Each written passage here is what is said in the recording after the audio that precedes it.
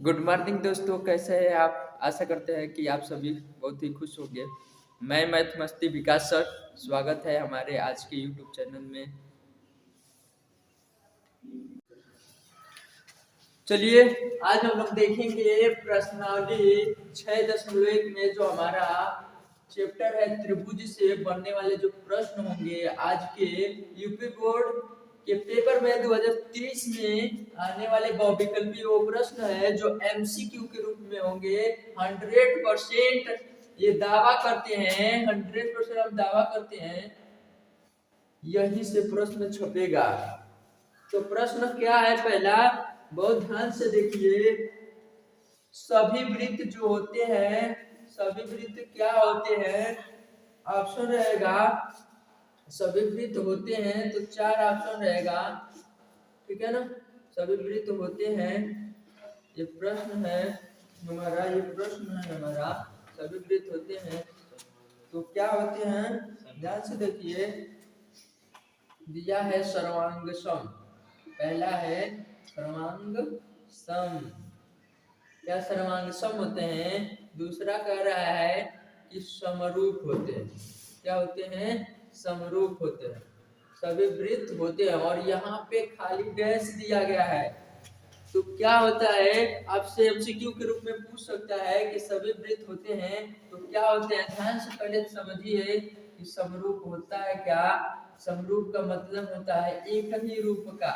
ये वृत्त है तो क्या ये वृत्त एक ही रूप का हो है। यहाँ पे हमें इसके साइज से मतलब नहीं है, तो यहाँ पे सभी वृत्त क्या होते हैं, तो समरूप होते हैं। क्या होते हैं, समरूप होते हैं। ये ऑप्शन सही हो जाएगा। यहाँ पे क्या आएगा, समरूप होते हैं, सभी वृत्त होते हैं तो समरूप होते हैं।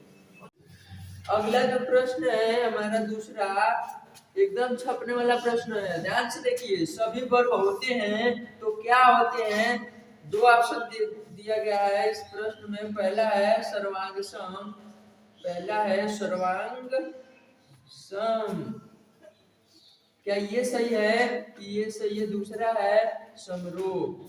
अब यहाँ पे खाली स्थान है और दो ऑप्शन है, यहाँ से क्या होगा, तो जितने भी वर्ग होते हैं यानी कि सभी वर्ग क्या होते हैं, समरूप होते हैं। यहाँ पे क्या हो जाएगा, समरूप।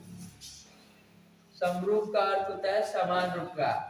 ये देख रहे हैं, ये बड़ा वर्ग हो चाहे ये छोटा वर्ग हो, दोनों एक ही समान रूप के हैं, इसीलिए ये क्या है, समरूप है।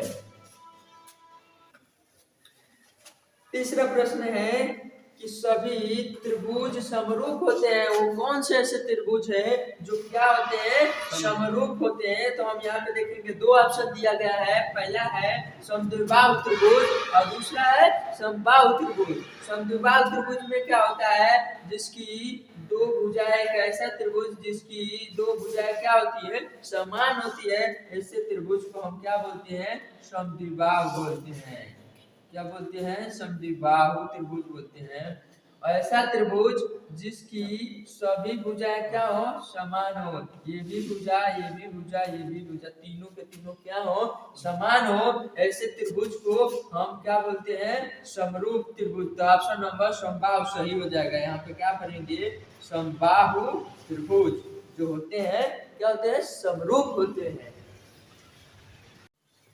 ये एकदम छपने वाला प्रश्न है यूपी बोर्ड 2023 के पेपर में। लो ये छपने वाला ही प्रश्न आ गया। कह रहा है कि भुजाओं की समान संख्या वाले जो दो बहुभुज होते हैं क्या होते हैं, समरूप होते हैं। तो कब समरूप होंगे, ध्यान से देखना। कह रहा है कि यदि उनके संगत कोण क्या हो, तो संगत कोण पहले हम लोग समझते हैं, आते हैं। एक त्रिभुज है ए बी सी, ये भी है P Q R, P Q R. ध्यान से देखना, ध्यान से देखना। अगर ये कोण मान लो 88 अंश का है, कितने अंश का है, 88 अंश का है। और ये कोण कितने अंश का है, 100 कर रहे हैं, 22 कर रहे हैं गलती से। ये है मान लो 22 अंश का है, ध्यान से देना। ये कितने अंश का है? 22 अंश का है। तो हमें पता है कि जो एक त्रिभुज का निर्माण होता है, टोटल कोणों का अगर योग किया जाए ए प्लस कोण ए प्लस कोण बी प्लस कोण सी, तो कितने अंश होना चाहिए? टोटल योगफल 180 अंश के। तो ए का अगर वैल्यू मान लो दे रखा है, कोण ए की वैल्यू 88 अंश प्लस कोण बी की वैल्यू कितनी कितनी, तो 22 अंश। तो हम आसानी से यहाँ से कोण सी की वैल्यू भी ज्ञात कर सकते हैं और हम संगत कोण भी समझ सकते हैं। ध्यान से देखना, तो 88 और 22 को जोड़ोगे तो कितना हो जाएगा? 110 अंश हो जाएगा। कितना अंश हो जाएगा? 110 हो जाएगा। ठीक है। अब प्लस कोण क्या मिला? सी बराबर 180।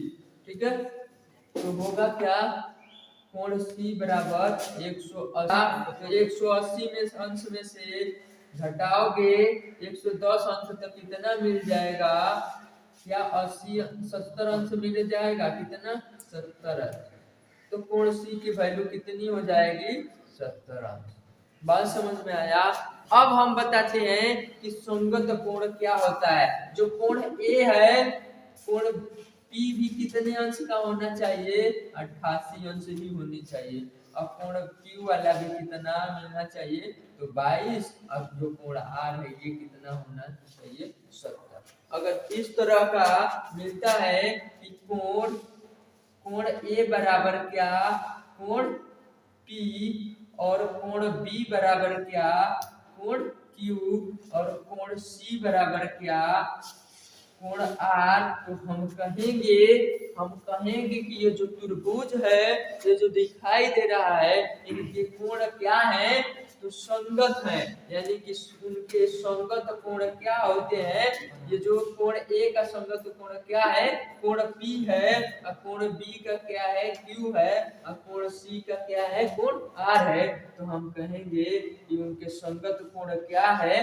बराबर है। तो ऑप्शन इसमें क्या सही हो जाएगा? बराबर।